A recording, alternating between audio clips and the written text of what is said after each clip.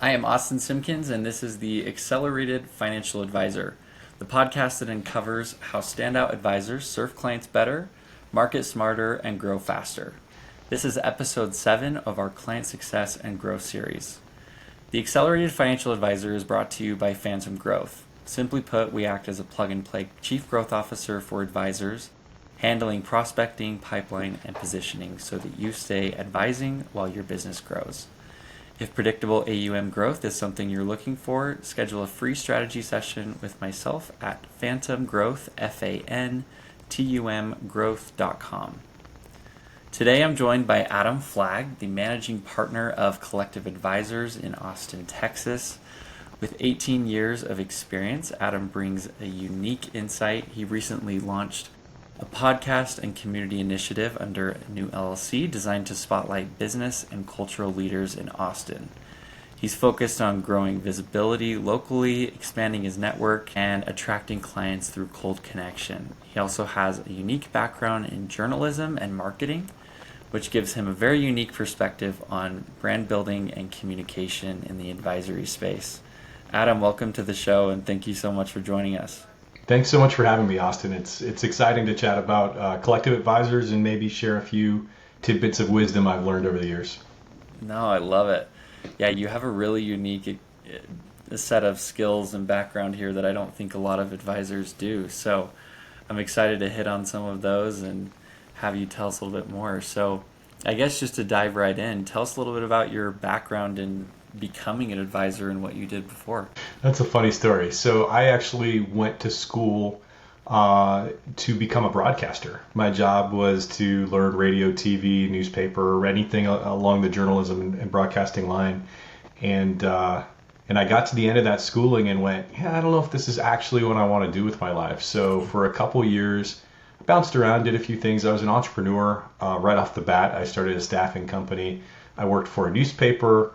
I worked for a bank briefly. So everyone in their early 20s probably has an adventure or two. And I eventually got back to financial advising or to this area because I went to a career counselor and I was frustrated with where my career was going and went, how do I fix this? What do I do? And I took some tests and among a few other jobs, financial advice came up and I went, that's interesting.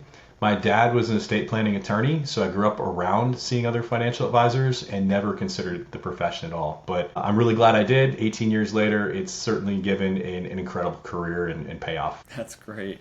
How do you feel like that broadcasting background has played into what you do now? I think the ability to be able to assimilate information and then be able to remember it and say it and really make that impact that you want for people is a big deal. I think clients come to us and they usually have a lot of things that they're unsure of, and to be able to have the knowledge and give confidence and give them confidence in return, I think part of that is broadcasting, and I also think that we give our market updates and things like that. And to me, it's almost like giving a news report. So there's a little bit of translation between the roles, but I wouldn't say it's like a 100% transformation of, yeah, you can be a broadcaster, then you can be an advisor. There's definitely some different skill sets.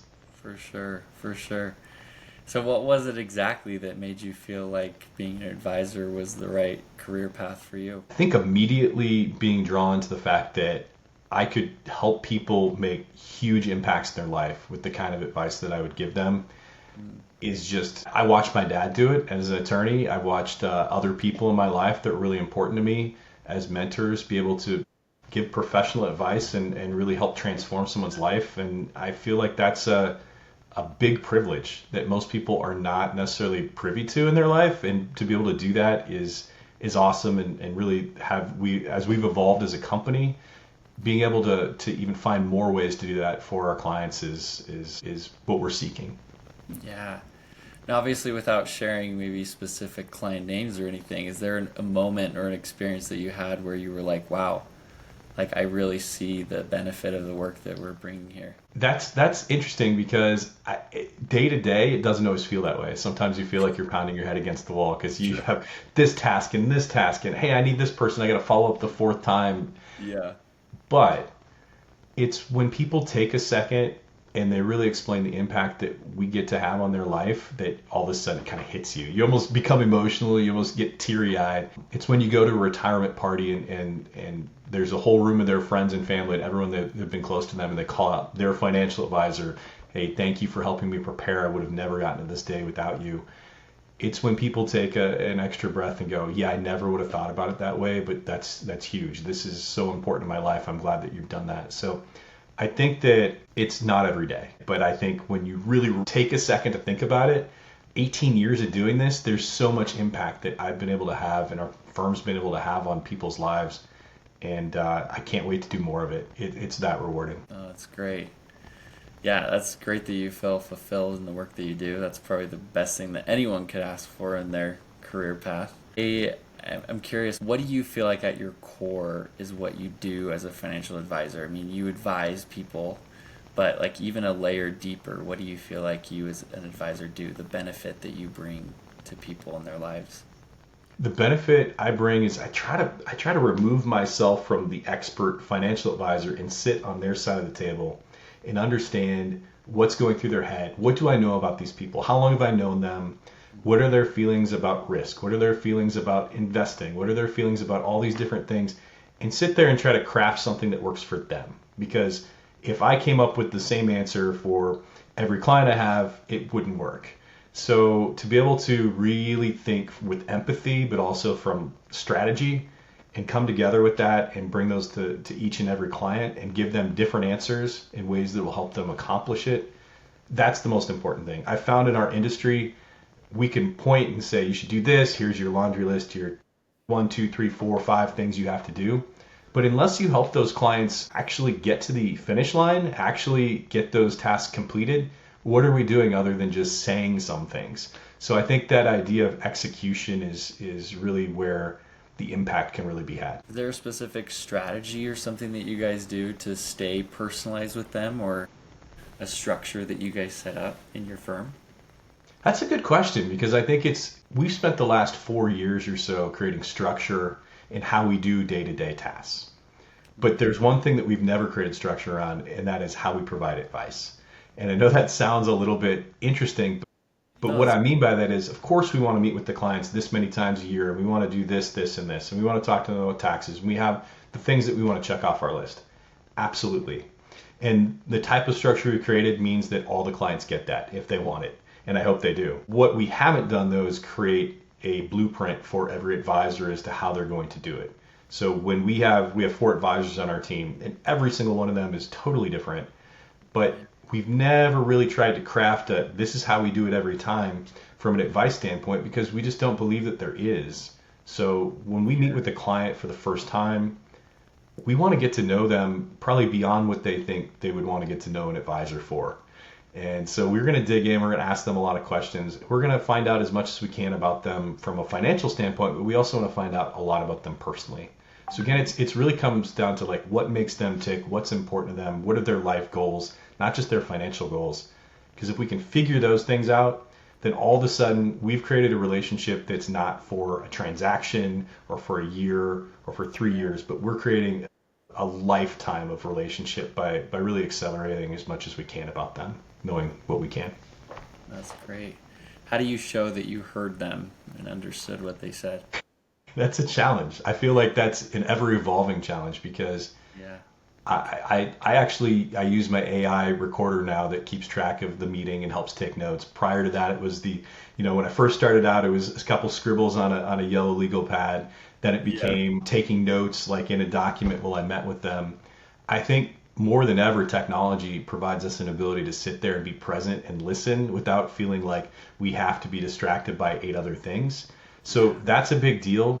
And then I think being able to take time and go through the to-dos, the types of things that are important to them, and know when to be quiet. So one of the great parts about the AI note taker is it's going to tell you, like, you talk 70% of the time. I like to look at that and go, I don't want to talk more than 50% of the time. I really want this to be a back and forth conversation, not a Adam dominated this conversation because he just felt like he was going to talk a lot in this meeting. And I also think that when you have a couple, you've got to be able to talk to both people. That's one thing I've noticed in our industry that doesn't happen. Sometimes there's that eye contact that only goes to one person or the other.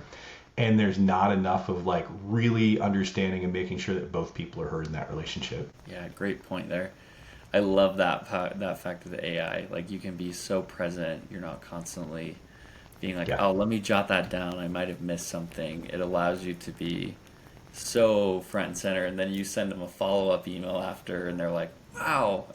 Some of these older clients that you probably work with too are like, wow, he's so organized. And it sped up our ability to be responsive and provide those emails too, because before it would take a lot of time to unpack everything. Now AI is listening for the to-dos, so it's really allowing us to focus more on having a quality conversation rather than having a quality note-taking conversation. Yeah, I totally agree. So you started Collective Advisors. Tell us a little bit about that and one of the most interesting initiatives or changes that are happening in your guys' firm. Yeah, so Collective Advisors started almost 5 years ago in 2020. It came out of the idea of I had another company where we did employee benefits, we did commercial insurance and wealth management. And not only was I running wealth management, but I was running the whole company. We had grown really quickly, and it was a great experience. I got to learn a lot about business beyond what you probably learn in a wealth management firm. And we sold that company. It grew so quickly, and it just felt like a good time to exit in 2020. So we sold the company, and literally 3 weeks later, we left our old broker dealer and transitioned to a new one. And we changed our name. It was just the year for change in 2020. And we were just like, we're gonna rip off the band-aid, let's just do it. And what Collective is really all about is being able to provide all-encompassing answers for our clients. So what we've done is try to find experts in different fields and make sure that when we provide advice, it's not, hey, maybe you should talk to that person that you talked to before. It's, do you have someone? And if not, can we be on the call with you for the next one to hook you up with the estate planning attorney? Can we talk to you about you want to do a renovation? We have a great general contractor. So Collective to me is about creating the solutions and creating the connections for people so they don't feel lost and alone when it comes to trying to get things done for themselves. Very cool. Do you advertise that in your marketing as a way to distinguish yourselves? It's a great question. Kind of yes, kind of no. I think you got to dig a little bit to figure that out. Yeah. If someone meets us for the first time, they see it, but I think that we have documents and marketing materials that say some of that, but you've got to actually open them up and look at them to figure that out. So I know that you have a podcast, and that podcast isn't specific to Collective Advisors, but does that bring in clients? Have you used a podcast approach to get people interested in what you guys do? Yeah, this podcast we've been doing for about a year now. We put one out every 2 weeks, and I gotta tell you, it's a lot more work than I thought it would be. The constant understanding who the next guest is, what the strategy is gonna be, what's an interesting topic, how do we get the right person in here. I love podcasts though, and I love the ability to host it because it really brings me back to my broadcast roots. Yeah. When I went through the broadcasting, I can tell you, having worked at, I think, radio station, 2 different newspapers, 2 different TV stations, one of the lessons I took away was I was at an NBC TV affiliate, and I worked in the sports department for a summer. And I found that a lot of the days seemed about the same. And I started talking to the people that were there, and they seemed like, oh, okay, this year is when the state track meet is, this is what it looks like. And other than the names changing, there wasn't a whole lot that was different. But the thing that I really loved about journalism and sports journalism was like the 30 for 30s. The stories really went deeper about people's lives and what really impacted them. And to me, what Austin Heiress is about is finding people that might have a recognizable name, might have something interesting that you might already know about them, but to be able to tell their stories and understand what Austin's meant to them, what the future looks like for them, and really connect to community is why I did it. So for me, it's the passion of the people. I think anyone can be an awesome guest on a podcast with the right planning and structure.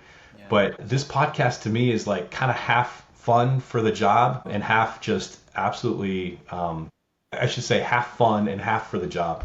And the job part is, I think, just as people get to know us, they get to know me, they get to know our brand, then I think they're attracted to our business. We've had a number of people reach out. And the strangest thing is when you go to meet someone for the first time, they already know a lot about you because they've been listening to the podcast. And that's kind of like a weird feeling. It's not really being famous per se. I can't imagine what that would be like. But to have people know something about you that you never told them is a strange feeling. But I think it's a good thing because they get to know you before it takes less time to get to know someone. Yeah. Oh, that's great. I can't imagine being a celebrity and walking around and people are like, "Oh my gosh, I love that you love this." You're like, "How do you know me?" Yeah, I That mean, would it's a be horrible. weird micro feeling, and I can't imagine Yeah. having that on a large scale. That would be weird. Yeah, I agree. But I think an aspect of that makes it for a lot warmer of a lead if it comes to a conversation regarding business.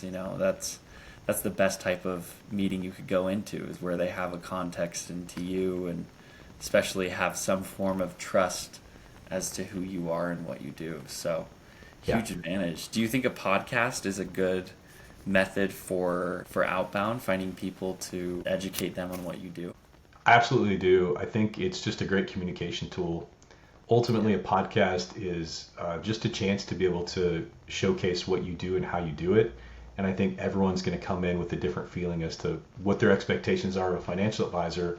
I've had people come to me and think that I'm trying to, I'm going to sell them something for a big commission, or this is going to happen, or you're always going to tell me to do this. And I think trying to break some of those stereotypes and just being able to be a person first is Mhm. so important because financial advisors can get a bad rap. I think they're a lot of really amazing people in our industry. Part of our reason for doing a podcast that has nothing to do with our industry is just I felt like I didn't want to shout into that kind of abyss about Roth conversions or this or that. I felt like, you can get that information. Our industry is evolving. There's AI now. There's a lot of ways to get your data.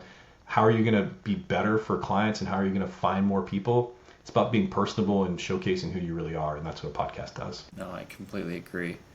What would you say to advisors who are a little hesitant to start a podcast? How do you navigate that? Well, I'll start and say maybe you should be hesitant because it does take a lot of time and energy. Yeah. So if you're going to do it, you really have to have a plan. And in my case, it was truly like a business plan. Like, here are the hours I'm going to be able to do this. Here's how I want to do this. What's it going to cost? How am I going to make the time to do it? Because they say the average podcast lasts 6 episodes and then it goes dark. So how are you going to make it last and what's going to keep you making it happen? So for us, it was like, we didn't set a lot of high expectations. It was more like one foot in front of the other. And where do we go next with this? And as it's grown, our guests have grown. We've got some really interesting, amazing people that have been on the show, had great success in the community, but also some of the best podcaster people that no one would know in the community that just have a great story to tell. So for me, Love it. I think the advice I give someone is like, you have to really want it, but if you really want to do it, like, it's not that hard. Hmm. About how many hours a week do you think you spend on it? That's a tough one. Yeah, for an every other week podcast, probably 3 to 4 hours, depending on if we're doing a recording that week or a pre-show call or planning to get the next guest or what we're going to do to promote it. But that's about right. Dang. How do you feel like you've been able to increase listenership for that? Any secrets there? Well, one of the things we just started is we're starting video for our podcast. We should have done that from day one. I think the audiograms and some of the short clips we do on social media are fine, but to not really be able to have the quotes and the real details and the people saying it is just such a big advantage. So that's kind of our next iteration is where we want to increase listenership that way. But Mm. the best thing you can do is just keep doing it. I think you're going to increase listenership just by being consistent and then Yeah. by really being prepared. If you're not prepared for your podcast, if you don't have the right questions ready, if you worry about tripping over or just not sounding right, then you got to rehearse and you got to put more time into it. I was always told for every hour you're going to record, you need 2 to 3 hours to actually do the planning. Wow. Yeah, to do a really good podcast. So, Yeah. no, it's really hard asking good questions, being good at listening and asking the right follow-up questions. It's something I'm constantly learning and trying to improve because your brain is running a million miles per hour on it, but it's a great communication skill builder in my opinion. So I'm working on my broadcasting skills, if you will. Well, and I mean, all the skills you just mentioned are the same skills we need to be able to talk to clients. So the podcast versus working with clients is not all that different. Yeah, I agree. I agree. So, in addition to the podcast method, are there any other acquisition marketing strategies that you've found success in? We've actually done some client acquisition lead gen within the RIA that we work with. So they help create the leads and then we follow through on them. And I didn't really know what to expect at first. And probably the first year of that, we've been doing this, I think, 2 years now. First year was very hit or miss. But Mm. since then, I think we've really tried to take the approach of after every single meeting, what went right, what went wrong, what could we do differently, What does our slide deck, our presentation deck look like? What things are we covering? And then trying to understand who our competitors are too. So all of that is like a big equation to kind of solve, but that's been helpful to us. We've definitely picked up more clients that way. Traditionally, referrals have been very effective. And then I think as we've marketed more and done more of the podcast, and we do a monthly happy hour, those things are big drivers for us because it just allows us to go out in the community. And for us, Yeah. our whole thing is about community engagement and access. When you say happy hour, do you guys put that together at the office or at a place in public? We go to a local establishment. We invite friends, family, clients, acquaintances, whoever wants to come, with really a no marketing kind of promise. So no one's going to be sold on anything. There's no speeches. It's just a chance to meet interesting people. Our attendance is varied anywhere from maybe 35 to 60 people. We're going to start up partnering with a few other companies outside of financial advising that want to partner up with us, and then they can bring their friends, clients, and we can all kind of get together and make it bigger. I think there's power in numbers when it comes to engaging the community. I agree. Have you found that naturally leads to conversations that are business related and converts to clients? Yeah, I mean, it's after work, right? So what's the first thing someone's going to say 30 minutes after getting off work? It's going to be something about work. So that conversation is going to happen, whether it's someone that could be a great referral partner, whether it's someone that just got laid off from a job that's looking out in the job network to find something new, or whether it's someone that's just curious about the podcast or the company. You're going to find interesting people, and half the time I might know half the crowd, and half the time I don't know anyone. It's kind of fun. You never know who's going to pop up and show up, but I think a good sign of a good happy hour is that people show up month after month, and that's what we get. I think it's a great idea. I think that's something a lot of advisors don't take advantage of. So that's, yeah, really great take there. And you mentioned lead generation. What has the RIA done for you guys in terms of lead generation to get you guys leads? Yeah, so the RIA is paying for the leads, and then they have someone in their home office. They have multiple people that screen the leads, and then they feed them to us based on geographic location as well as what their needs are. And so they have a list of what we want to do, how we want to do it, and then they'll link us up with them, provide us a little bit of information. But I would say on average, we're getting 3 or 4 a month. The challenge is whether they actually get to the appointment time and sit down for the actual meeting, whether it's on Zoom or in person. True. That's the hard part, but if you can get them in the room, I think we've got a pretty good chance. I think the feedback we get frequently is, well, most people aren't really talking about this, and this. So yeah. I think the magic for us is just being able to be our true selves, be transparent. This isn't a sales competition. I think a lot of people look at it as, hey, I need to go sell our firm and sell this. We spend the first half hour just talking to the client about themselves, what brings them in, what influences them with their money decisions. It is all about really getting to know them first, because if we spent the whole time just presenting a really boring slide deck, I can imagine that's going to put people to sleep. Yeah. And your time for that, and you'd probably agree, is the engagement or strategy call, whatever you call your proposal presentation, right? What do you feel like has been is that what you guys consider your engagement call when you're trying to tell them more about what you guys do? Yeah, we look at it as 2 parts, right? The first meeting is just to get to know them, share a little bit about ourselves, and really figure out if they're a good fit for us, if we're a good fit for them. And then we set up a second meeting, and that's really the bring all this stuff to the table, give us the statements, and then we'll come back and kind of do a presentation of what we do. And I try not to make it too formal. I think too many firms are focused on 20 hours of prep and like making it look perfect. And for us, it's more about understanding who they are, their motivations, and then being able to look at what they've done so far and tell them, like, kudos, that was nice, that was good, this is where things need to be fixed, and just present a very straightforward presentation as to why we can work with them and why we could help them if we feel like it's a good fit. But we've walked away from plenty of opportunities where we just go, no. And I think our firm has become more tough on who we want to work with and why. And it's not just about dollars. So we do a segmentation where we kind of look through like where someone could be ranked and what kind of service model and what it would look like. And more of those answers are more subjective than objective when it comes to why we want to work with someone. And we try to create that kind of vibe, the essentialness of our whole team wanting to pick up that phone call and really welcome that person rather than run for the hills. Yeah. That brings up a few questions I have. One, how do you guys disqualify people when you don't want to work for them? I know a lot of advisors hate that type of conversation and they think anyone who has money is worth working with. But what do you typically do there?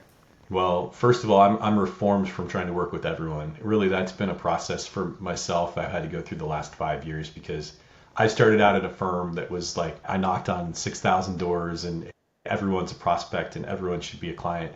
And I think I learned through that process, like, that's not true.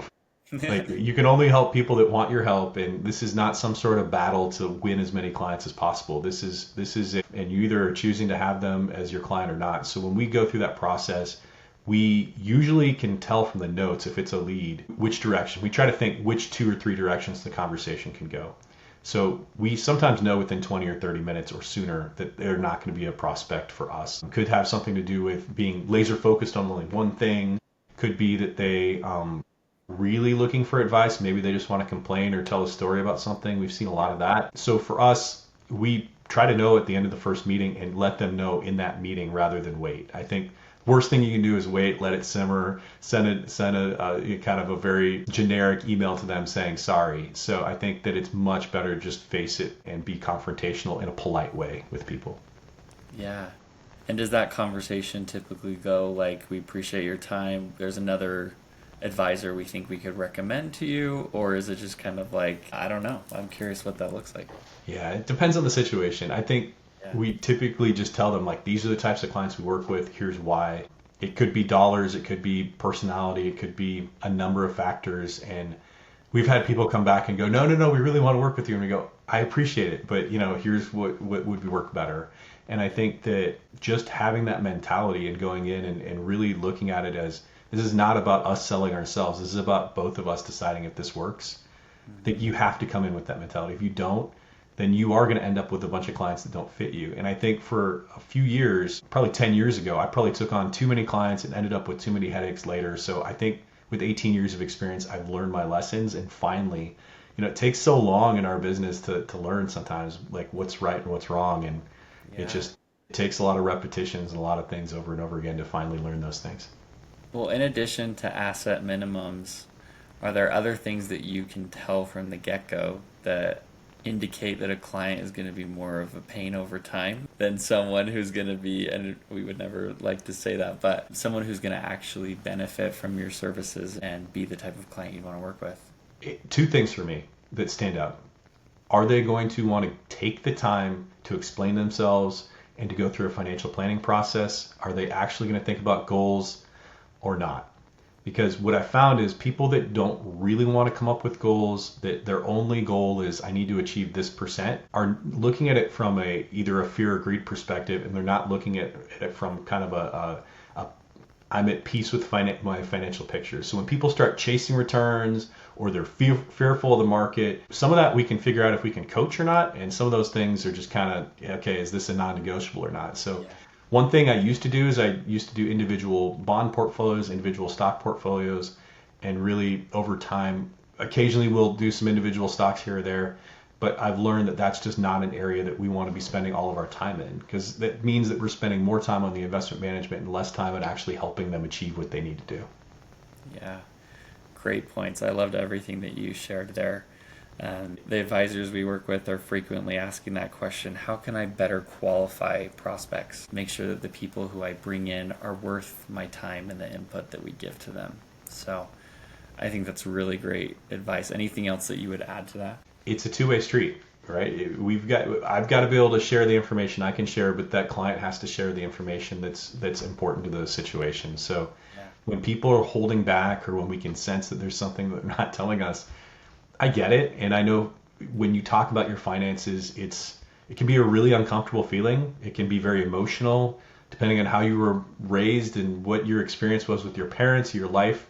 It can be a really scary process, like going to the dentist and getting your teeth drilled. It can really feel that painful to people. I totally understand, but we have to somehow find a way to build a relationship that's strong enough that they're willing to share that information with us, and that we can fight through the fear and all the other things going on in their head and get them to be able to make logical, smart answers that are really going to help them. Do you guys ever take on clients who aren't going to invest assets but just want like the advice, and you charge a fixed fee? Have you ever done that?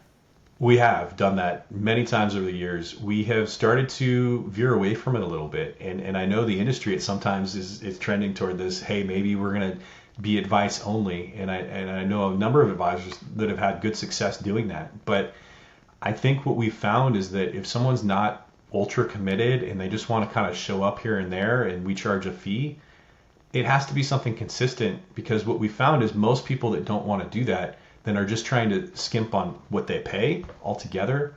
And so that means we're only going to see them once a year or every other year and only for this question. And then that's not really the relationship we want. So that's where we've come down and really made the decision that asset-based management is where we live. And it's we've got skin in the game, they've got skin in the game, we're working together and we're building a relationship that's meant to be. The way I look at it is we want to meet with them a number of times a year, and then I want them to come to us anytime they have any kind of financial question. Could be buying a car. Hey, my kid is getting married soon. I'm going to help them with the wedding budget. It could be, should I pay off my house? It's amazing the kind of decisions people make without consulting a financial advisor. We would just want our clients to come to us anytime they have those things. So our expectation is we want to see them twice scheduled, maybe a year, and then we want to see them 3 or 4 times unscheduled, whether it's an email, 15-minute call, 30-minute call, Zoom, whatever it is. We want to have that ongoing relationship with I think that's proof of your experience that you've had, because you know which clients are worth your guys' time and what type of scope of work you guys want to take on. So I know that's a big question a lot of advisors grapple with. Is it worth the fixed fee for a few months and then trying to push them towards the assets under management? So yeah, it's a tough spot. I think for everyone it's kind of an individual thing, but I agree the biggest bang for your buck is going to be when you get to manage their assets in that way. So it's a tough spot. So I guess one of the last questions I'd love to ask you is, what sort of shift or opportunity do you see coming in the industry that other advisors might be missing, or how are you guys positioning for it? And that could include like AI or changes in that space too. Well, I think the hard part is, as much as I just spent time talking about how there's only certain clients we can serve and others that we can't, I think what we found is that it's kind of disappointing in the fact that probably 70% of the American population will never work with a financial advisor. Maybe they think they don't have enough money, maybe they don't have enough money. We know the facts are out there that a lot of people can't even survive a 1 month emergency without having to dip into credit and not savings. They'll run out of savings. So I think that there's a real concern there, and I think financial literacy is a big deal. In the state of Texas, where we are, if you compare Texas's economy to the entire world, Texas alone is the 7th largest economy in the world. So I'm on the Financial Planning Association. I'm the president currently, but I also help out with advocacy there in Austin. And one of the biggest things I've been fighting for is financial literacy to be taught in schools. Right now, it's only an elective. But just after this legislative session that just passed, they did pass a bill requiring all freshmen, starting not this year but next year, that they have to take a half semester elective, or not an elective anymore, required class to graduate from high school, all based around financial literacy.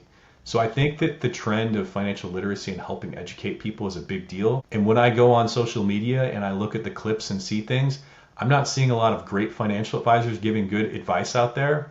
I'm seeing a bunch of people that have no qualifications that are just stating whatever they want, and a lot of times it doesn't make any sense. So when I think about financial literacy, that's something our company's really focused hard on. We now are we built a business where we go into other businesses and create financial literacy and education for their employees. We find that, one, it's really beneficial and you can help more people. But two, you are finding people that maybe were never going to have a need for a financial advisor, and you're giving them tips and knowledge they need to be able to get to a point where they have the finances to be able to do that. So I feel like we're both helping the general population, but also building kind of a farm team or an inventory of people that know our firm, know what we're doing, and eventually will need financial advice. Yeah, I think that's a great point. That's really cool that Texas is doing that. I wish that more schools were doing something like that, because it blows my mind that of all the skills that we learn in school, real life application skills don't seem to be one of them. And I feel like when I graduated even college, I had to get my own education on how to Yeah. manage my finances, and that doesn't seem right.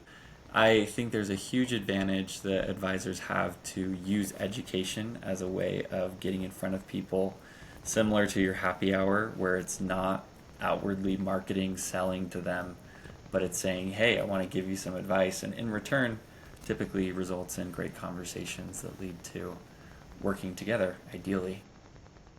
I remember 10 years ago, I won an award in Austin about financial services. And I just thought in my head, I went, my goal is very broad, but my goal was people of my generation, let's say 5 years behind me, 5 years ahead of me, something like that. You can only corner so much of the market, but could I create a business and could I create a brand that people would think when I need financial advice, I'm going to go find Adam Collective Advisors. And that's essentially what we've been working toward the last decade is how do we do it in a way that's not invasive? How do we do it in a way that people just know that we're qualified, we're smart, we're ready to go, and when they need advice, they can come to us? That's what we continue to build toward, and that's what we want for our business. I love that. I think a lot of advisors can benefit from that advice and the things that you've shared.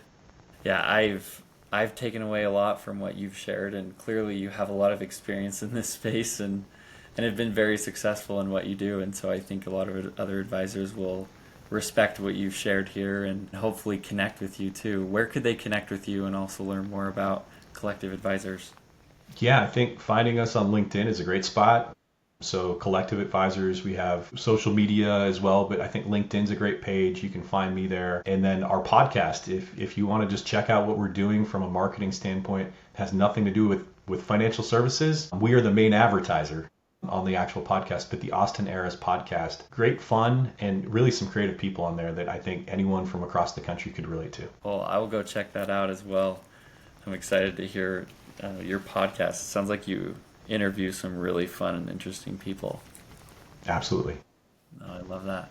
Well, any last advice that you would provide to other advisors to help them on their journey, or even what would you say to yourself if you were starting this again 18 years ago? I think that advisors sometimes fall prey to the fact that we have to do things exactly the same as all the other advisors, and that there's compliance is just too big, too much of a headache that you just can't fight through it. Just give up. Don't advertise, don't market, don't do anything.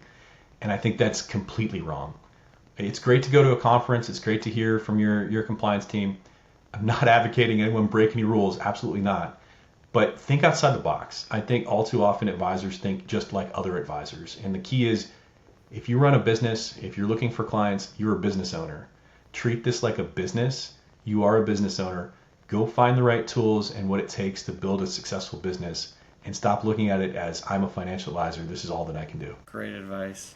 Great advice. I think that's a perfect note to end on. I can tell that you're very personable in how you work with your clients and how you navigate your business. So your clients are fortunate to work with you, and I can sense the individualistic style and approach that you take with them. Thank you again for all of your insights and input, and I hope that our listeners will go and connect with you and learn more about what you do. Thanks so much, Austin, for having me. I'm excited to be on your show and excited to see all the amazing things your business is doing for financial advisors across the country. Thank you. Well, it's been great to meet with you and get to know you a little bit better. Thank you for your time, Adam. Thank you. Thanks.